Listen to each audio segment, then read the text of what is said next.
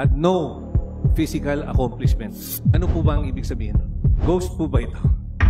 Since 2023, Congress has been appropriating more than 1 billion annually for the DNR alone for the operational plan of the Manila Bay Coastal Management Strategy pursuant to the Supreme Court decision. May I ask, distinguished sponsor, despite these large appropriations, why is there still no visible or significant progress in terms of the cleanup and rehabilitation of Manila Bay? Meron naman po, kaya lang hindi mo napakalawak ng Manila Bay. Siyempre, the establishment of sewage treatment facilities, meron ng dalawang existing and another two is under construction and marami pong target sa 2026. That's why we need the amount of 1,239,000,000 pesos. May I ask when this project started?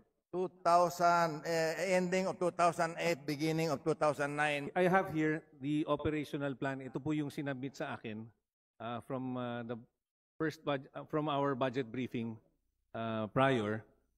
Yung operational plan po for the Manila Bay Coastal Strategy is from 2017 to 2022.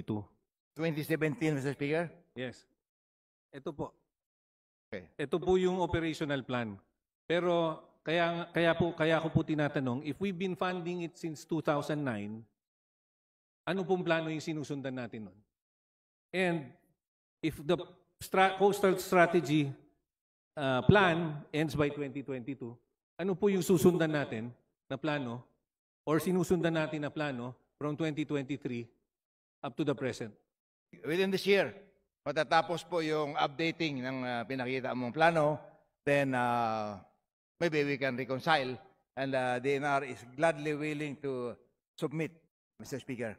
I just like to mention that in the COA Audit Observation Memorandum, it was noted that 8 planned PAPs with a total allotment of 756 million or 48.67% of the 2023 appropriation for the Manila Bay program had no physical accomplishments. Ghost po ba ito? 2025 and 2026. Considering that we haven't finalized the master plan, what is the basis for the expenditure? We have the funds, but we don't have a plan. I will probably make a motion at the proper time na baka dapat, while